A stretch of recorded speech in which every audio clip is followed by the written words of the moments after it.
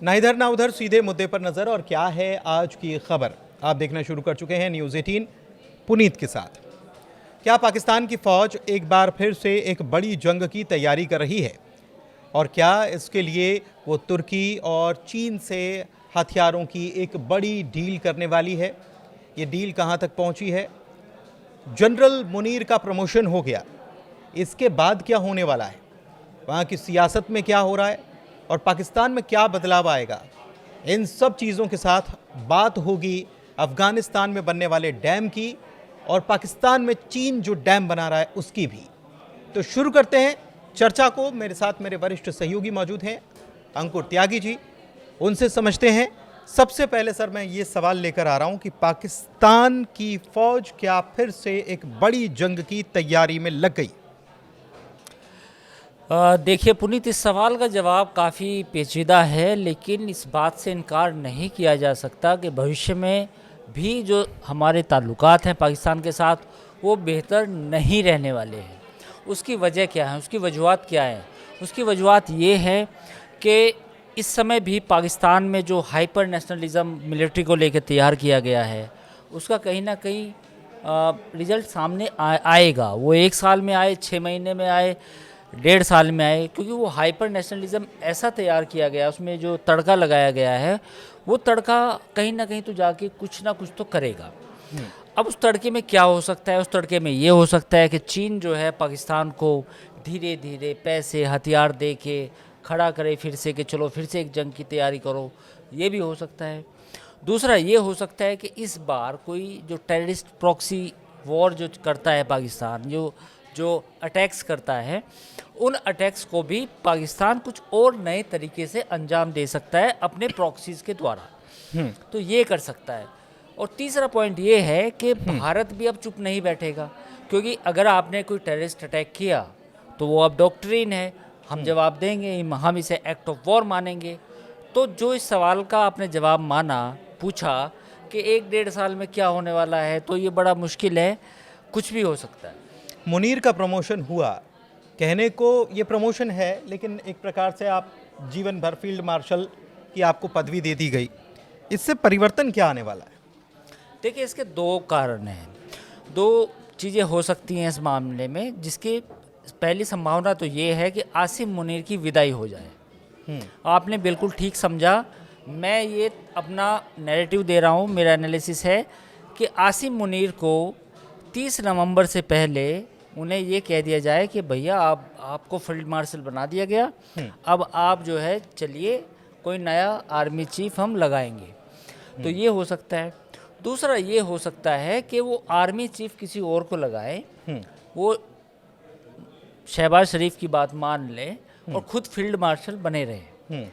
चाहे उसको सीडीएस भी कह सकते हैं आप, या फील्ड मार्शल भी कह सकते हैं। तो ये एक नया इक्वेशंस बनती नज़र आ रही हैं। लेकिन अब इस बात की उम्मीद ज़्यादा है कि शायद अब उनको शहबाज शरीफ चाहते हैं कि किसी तरह इनसे अब पिंड छूटे। दूसरी तरफ हथियारों को लेकर ये डील की जो बात सामने आ रही है चीन के साथ, कल भी हमने बात की थी, तो ये क्या है? J-35 F-35 से बेहतर है तमाम चीज़ें। वहाँ पर पाकिस्तान में लोग देखते हैं, हम हमारी चर्चा को देखते, बड़ा पसंद करते हैं, चैनल को भी देखते हैं, काफ़ी तनकीद भी करते हैं और कहते हैं कि देखो कैसी बातें कर रहे हैं। लेकिन आपको काउंटर व्यू भी सुनना चाहिए। आपको वो सिर्फ नहीं सुनना चाहिए जो आपको पाकिस्तान में बताया जाता है, या हम भी ये कहते हैं कि इंडिया में भी सब कुछ सुनना चाहिए। तो जो सवाल आपने पूछा, देखिए पाकिस्तान को अमेरिका और चीन दोनों चाहते हैं कि ये सिक्योरिटी स्टेट बना रहे, क्योंकि जब तक ये सिक्योरिटी स्टेट बना रहेगा तो तब तक वो पाकिस्तान इस्तेमाल होता रहेगा इन दोनों मुल्कों के लिए। अब सिक्योरिटी स्टेट से मेरा मौक़िफ़ क्या है? मेरा मौक़िफ़ ये है कि चीन हथियार देगा, सस्ते देगा, डिस्काउंट पे दे सकता है, EMI ऑप्शन दे सकता है, तमाम चीज़ें दे सकता है। वहीं अमेरिका सब कुछ जानते हुए भी कि पाकिस्तान में क्या चल रहा है, इकोनॉमी की बजाय दूसरी चीज़ों पे ज़्यादा फोकस है, बावजूद इसके वो कहीं ना कहीं जब लगेगा कि मुझे पुचकारना है तो पुचकार भी देगा।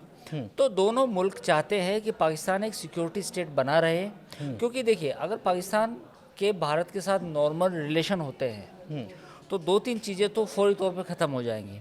फ़ौज जो पाकिस्तान फ़ौज है उसका रिलेवेंस कम हो जाएगा, क्योंकि जब ताल्लुकात बेहतर हो जाएंगे पड़ोसियों के साथ तो फ़ौज उतना पैसा नहीं मांगेगी, उतनी पावर नहीं मांगेगी।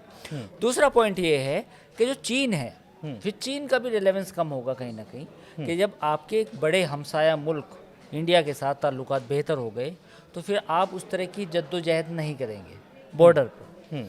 तो ये, लेकिन ऐसे होने की संभावना नहीं है। मैं इसी पे आ रहा हूँ कि चीन चाहता है और अमेरिका भी चाहता है कि पाकिस्तान का जो लेवरेज हम ले सकते हैं वो तभी तक ले सकते हैं जब तक ये एक सिक्योरिटी स्टेट में रहे, फौज की बालादस्ती हो, फौज जो है अपने हिसाब से काम करती रहे, और जो सिविलियन हुकूमत है, जो गवर्नमेंट है, वो उतनी पावरफुल ना बन पाए कि जो वो बाकी चीज़ों पे फोकस कर सके।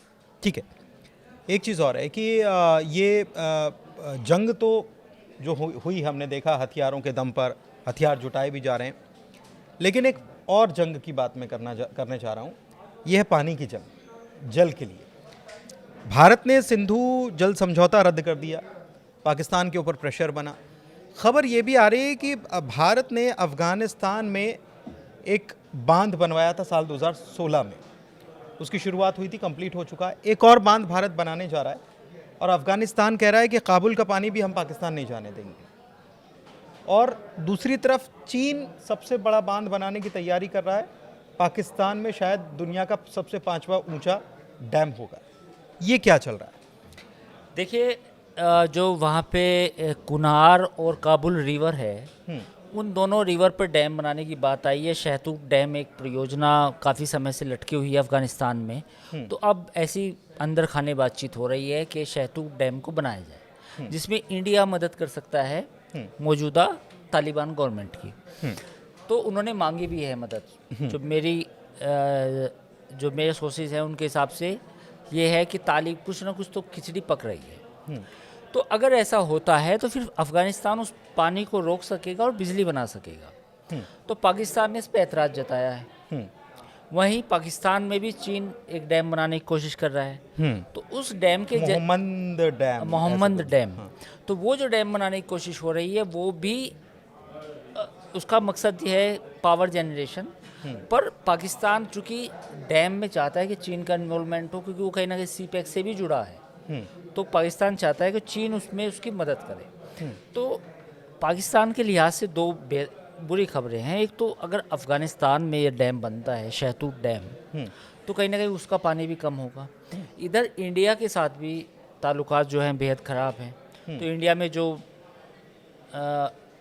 इंडस वाटर ट्रीटी है वो एट एबेंस है, तो एट एबेंस होने से वो कहीं ना कहीं मामला वहाँ भी अटका है। तो दोनों तरफ से जो पाकिस्तान को पानी मिल सकता था वो एक बड़ी समस्या है। दूसरी एक बड़ी समस्या ये है कि इस साल ये उनकी एक वाटर अथॉरिटी का मैं मैसेज बताऊंगा कि 10 से 16% या 20% तक मैक्सिमम जो बुआई है वो कम होने की उम्मीद है पाकिस्तान में। हाँ, वजह क्या है? वजह है कि जो सिंधु वाटर ट्रीटी एट एबेंस में चली गई, वो पानी का जो फ्लो है वो उतना ज़्यादा नहीं है या उस तरह से नहीं है कि जो लगातार होना चाहिए। तो कहीं ना कहीं वहाँ सिंचाई प्रभावित हो रही है। तो ये कुल मिला के पाकिस्तान के पास जंग की बात करे, वो ज़रूर करे जंग, वो चाहता है तो जंग करनी भी चाहिए उसको, जब उसको सोचता है कि जंग करनी चाहिए।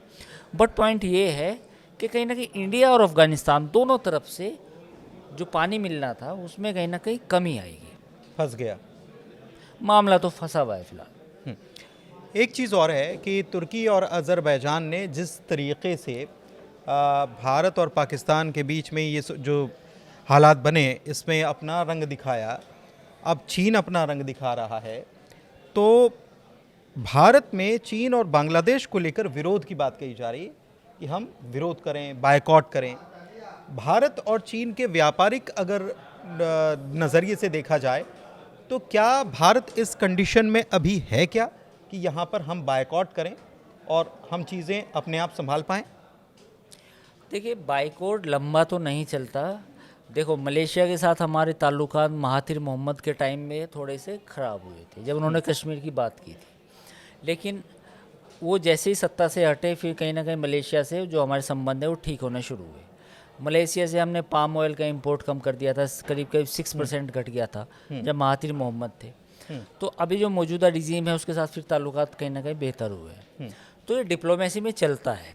जहाँ तक बाइकॉट ट्रेंड की बात है, बाइकॉट ट्रेंड में तुर्की को फौरी तौर पे तो कुछ नुकसान होगा, कुछ हमें भी हो सकता है बायलैटरल, लेकिन लॉन्ग टर्म में अगर तुर्की इस पॉलिसी को लंबे टाइम तक ज़्यादा चला के रखता है तो देन एक प्रॉब्लम आएगी। लेकिन अगर ये शॉर्ट टर्म शॉक्स हैं तो वो तो एब्जॉर्ब हो जाते हैं 1-2 साल में। रही बात अज़रबैजान की, अज़रबैजान को प्रॉब्लम है आर्मेनिया से, और आर्मेनिया को बेसिकली हमने कुछ हथियारों की बेचे हैं, तो उसको पिनाका और दूसरे, तो वो एक प्रॉब्लम है अज़रबैजान को।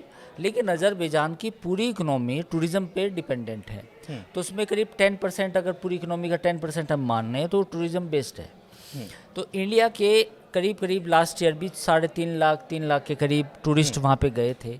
तो अगर अज़रबैजान का रवैया, और डायरेक्ट फ़्लाइट है दिल्ली से, बहुत कम लोगों को पता है कि डायरेक्ट कई फ़्लाइट्स हैं बाकू की, तो अगर ये मामला आगे और बढ़ता है तो जो दिल्ली से बाकू की फ़्लाइट्स हैं तो शायद वो बाकू ना जाए, वो ग्रीस चली जाए, वो एथेंस चली जाए। तो मुझे लगता है कि अज़रबैजान ज़्यादा वनरेबल है बजाय टर्की के। लेकिन मैं बात चीन और बांग्लादेश की कर रहा था, क्योंकि ये दोनों बिल्कुल नज़दीक, हमारे बिल्कुल पड़ोसी हैं। और बांग्लादेश को अगर फिर भी हम साइड में करें और चीन की बात करें तो चीन पर तो हम बहुत सारी चीज़ों पर, बांग्लादेश में भी इशू है काफ़ी लेकिन हमारी निर्भरता चीन पर कई मामलों में है। तो क्या ये चीज़ें हो पाएंगी, या फिर ये लोगों के भीतर एक जो परिस्थिति बनी है उसके बाद जो उबाल आता है वो चीज़ें हैं और ये समय के साथ हो जाएंगी ठीक?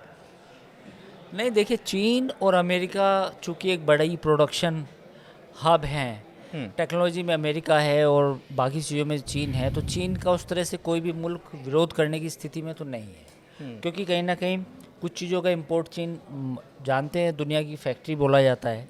लेकिन ये है कि आने वाले समय में, जैसे हम चाइना +1 की बात कर रहे हैं, तो चाइना +1 का मेरा मतलब ये है कि इंडिया में उन सारी चीज़ों का मैन्युफैक्चरिंग की जाए जिस पर हम चीन पे डिपेंडेंट है, चाहे वो रॉ मटेरियल ही क्यों ना हो। तो आने वाले समय में इसमें देखेंगे कि हम बहुत सारी चीज़ों में आएंगे भी। जैसे सेमीकंडक्टर की बात करें तो अगले 2026-27 तक भारत में सेमीकंडक्टर के जो चिप्स होंगे उनकी संख्या करोड़ों अरबों में होगी, तो वो एक लेवल हम अचीव करेंगे। तो ऐसे ही बाकी इलेक्ट्रॉनिक्स में और जो केमिकल हैं उस सेक्टर में भी अगर हम बेहतर काम करें, खुद की अपनी एक सप्लाई चेन डेवलप करें, तो उसमें चीज़ें बेहतर हो सकती हैं। लेकिन तो फिर ये उसमें समय लगेगा, तो उसमें फिर आपको बाइकआउट चाइना या बाइकआउट बांग्लादेश करने की ज़रूरत नहीं पड़ेगी। ठीक है, तो चर्चा को यहीं समाप्त करते हैं। बहुत सारे मुद्दों पर बात की, चाहे वो बांध का मुद्दा हो, चाहे हथियारों का मुद्दा हो, चाहे सिक्योरिटी स्टेट क्यों अमेरिका चाहता है कि पाकिस्तान बना रहे, चाइना क्यों चाहता है, पाकिस्तान फ़ौज कितनी तैयारी कर रही है, आसिम मुनीर जो हैं उनका प्रमोशन हो गया, उसके बाद क्या परिस्थितियां बन सकती हैं, पाकिस्तान के अंदर क्या चल रहा है, इसको लेकर क्या खिचड़ी पक रही है, इन सारे सवालों के जवाब हमने जानने की कोशिश की। ये वीडियो कैसा लगा ज़रूर बताइएगा कमेंट के ज़रिए। चर्चा को समाप्त यहीं करते हैं। हमारे चैनल को लाइक कीजिए, सब्सक्राइब कीजिए। बहुत शुक्रिया।